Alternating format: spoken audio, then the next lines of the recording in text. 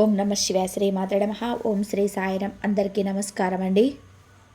December 3వ తారీఖు బుధవారం రోజున ఈ రాశి వారికి రాత్రి 9 తర్వాత ఒక ఫోన్ కాల్ వల్ల జరిగేది తెలిస్తే ఖచ్చితంగా ఆశ్చర్యపోతారు.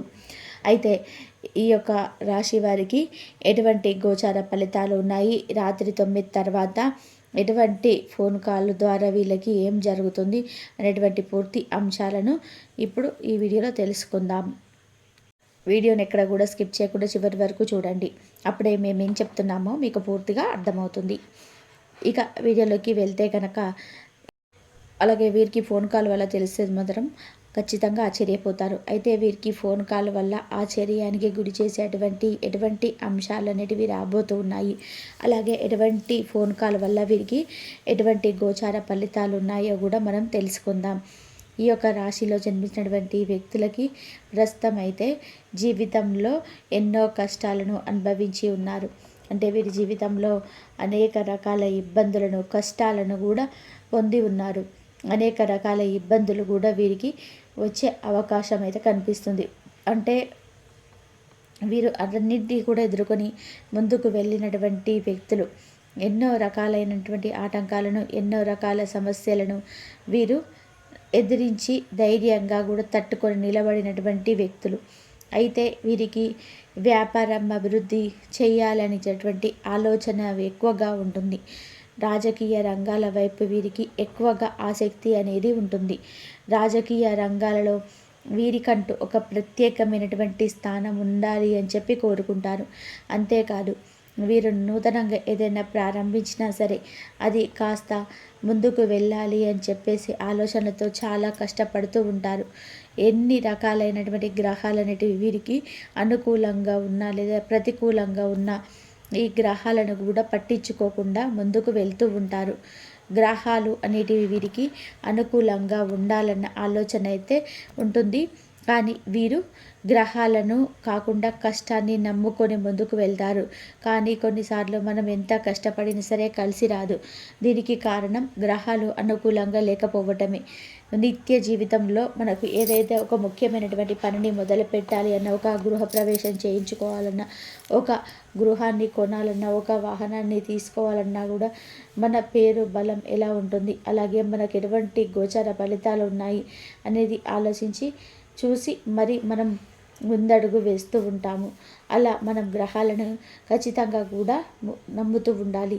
గ్రహాలు అనేటివి అనుకూలంగా ఉంటేనే మనకు ఎటువంటి గోచార ఫలితాలు ఉన్నాయి, అలాగే మనం ముందడుగు వేయొచ్చా లేదా అనేటువంటి దానిపైన ఒక అవగాహన అనేది వస్తుంది. అంతేకాకుండా మనం జీవితంలో ఎన్ని ఒడిదుడుకులను ఎదుర్కొంటుంటాము. అలానే ఆ ఒడిదుడుకులు ఎదుర్కోవడానికి కూడా గ్రహాలే కారణం. అంటే గ్రహాలు అనుకూలమైనటువంటి స్థితిలో లేకపోవడమే ప్రధానమైన కారణం. అయితే మనం గ్రహాలు అనేటివి మనకు అనుకూలించాలి అన్న, గ్రహాలు ఎప్పుడు కూడా మనకి అనుకూలంగా ఉండాలి అంటే ఖచ్చితంగా కూడా గ్రహాల అనుకూలతను పొందాలి అంటే ఇష్ట దైవారాధన చేయాలి, మంచి పనులు చేస్తూ ఉండాలి, దాన ధర్మాలను కూడా చేయాలి. అప్పుడే మనకు సమస్యలు అనేటివి లేకుండా ఉంటాయి. అప్పుడే మనకు జీవితంలోనే అన్ని విధాలుగా కూడా మేలు జరుగుతూ ఉంది. అలాగే మన జీవితం అనేది మనకు నచ్చిన విధానంగా మారుతుంది. ఎంతోమంది ఈ రాశి వారికి ఖచ్చితంగా కూడా గోచార ఫలితాలు అనేటివి చాలా వరకు కూడా అనుకూలంగానే ఉన్నాయి. వీరు చేసేటువంటి అంటే పరిహారాలు కావచ్చు, అలాగే వీరు చేసేటువంటి మంచి పనులు కావచ్చు, అవన్నీ కూడా ఈ సమయంలో వాటికి తగ్గ ప్రతిఫలం అనేది ఈ సమయంలో ఈ రాశి వారు పొందబోతున్నారు. అయితే వీరికి ఈ రాశిలో జన్మించినటువంటి వ్యక్తులకి గోచారాలు అనుకూలంగా ఉన్నాయి. అయితే రాత్రి 9 గంటల తర్వాత ఒక ఫోన్ కాల్ వల్ల వీరికి ఏం జరుగుతుందో కూడా తెలుసుకుందాం. కానీ వీరు చాలా సున్నితమైనటువంటి మనసు కలిగిన వారు. అలాగే కనబడడానికి గంభీరంగా ఉన్నప్పటికీ కూడా వీరి మనసు అనేది చాలా సున్నితంగా ఉంటుంది. ఈ రాశి వారు అందరికీ హెల్ప్ చేయాలనుకుంటుంటారు. కొంతమంది మాత్రం వీరిని దారుణంగా మోసం చేయాలి అనుకుంటారు. వీరిని మోసం చేయాలని, అలాగే వీరు ఎప్పుడు కూడా మంచిగా ఉండకూడదు, ఎదగకూడదు అని చెప్పేసి ఆలోచన కొంతమందిలో ఉంటుంది. ఇటు చాలా మంచి మనసును కలిగి ఉంటారు. సున్నితమైనటువంటి మనసు కలిగినటువంటి వ్యక్తులు. వీరికి ఉన్నటువంటి మంచితనమే వీరిని అనువనున అడుగడుగునా కూడా కాపాడుతూ ఉంటుంది. ఇలా ఈ యొక్క రాశిలో జన్మించినటువంటి వ్యక్తులు కుటుంబ పరంగా చూసుకున్న, అలాగే వ్యాపార పరంగా చూసుకున్న, ఉద్యోగ పరంగా చూసుకున్నా కూడా చాలా మంచి వ్యక్తులు. అంటే వీరు అనుకున్నది సాధించాలి అనేటువంటి తపనతో ఎంతో కష్టపడి ఉన్నటువంటి వ్యక్తులు. చాలా కష్టపడి, చాలా అంటే చాలా కష్టపడి అనుకున్నది సాధించి తీరుతూ ఉంటారు.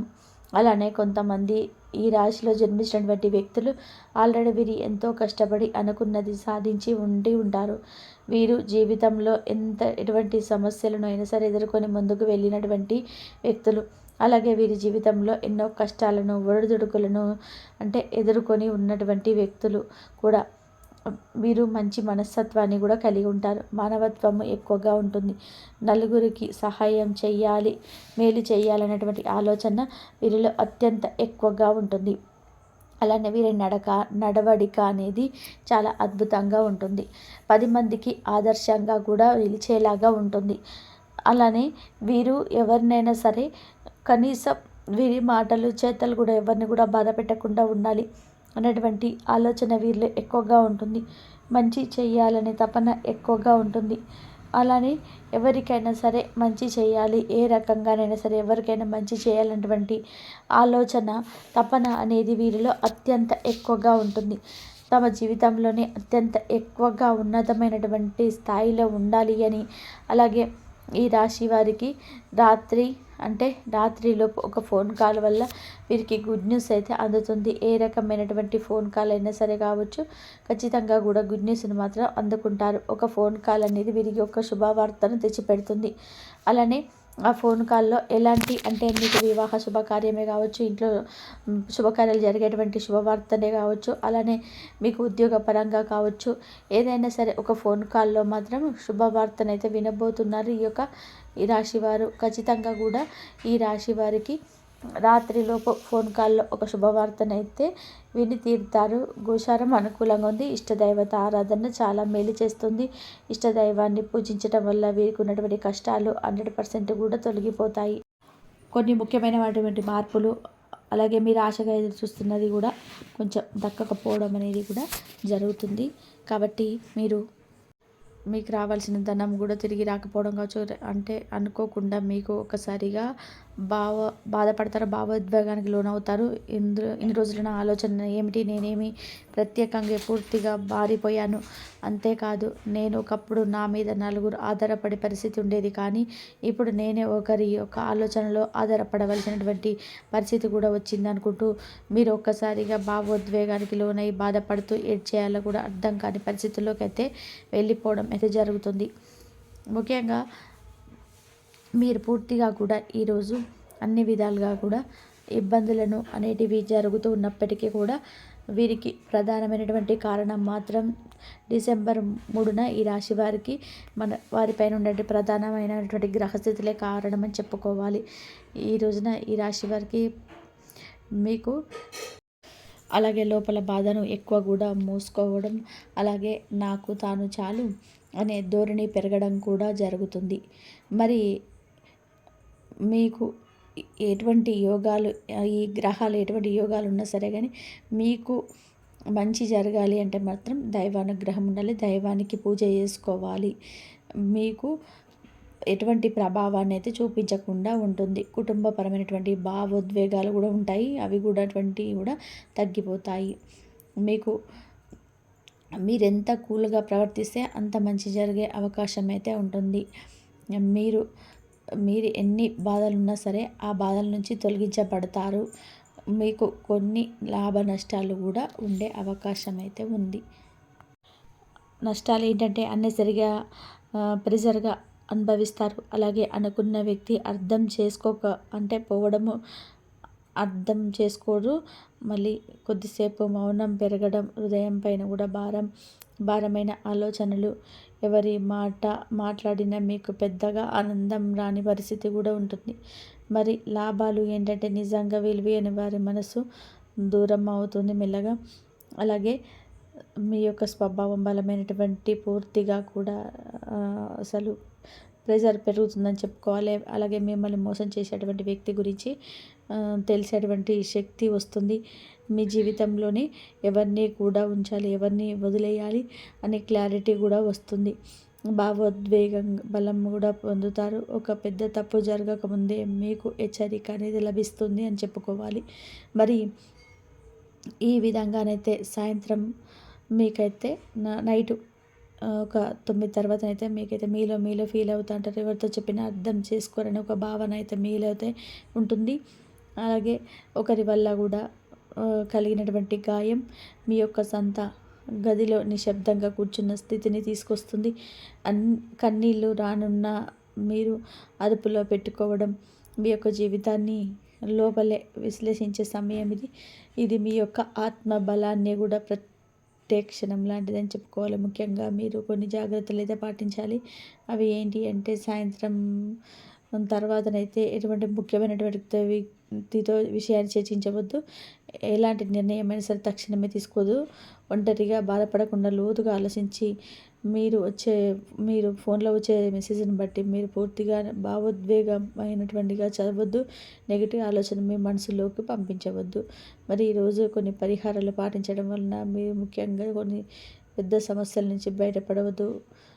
ఓం హ్రీం అని నమః అని చెప్పి 11 సార్లు ఈ మంత్రం జపించడం చాలా మంచిది. సాయంత్రం దీపం వెలిగించడం, దేవాలయంలో పాలు చక్కెర దానం చేయడం, మీ యొక్క కుడి చేతికి మీ యొక్క హృదయాన్ని మీరు సున్నితంగా కూడా పట్టడం మనసు విరిగిపోకుండా ఉండడానికి మంచి పరిహారం అని చెప్పుకోవాలి. అలాగే మీరు దేవుడికైతే దీపాన్ని అయితే వెలిగించండి. మీకు ఏది జరిగినా సరే ఆ దైవమే చూసుకుంటాడు.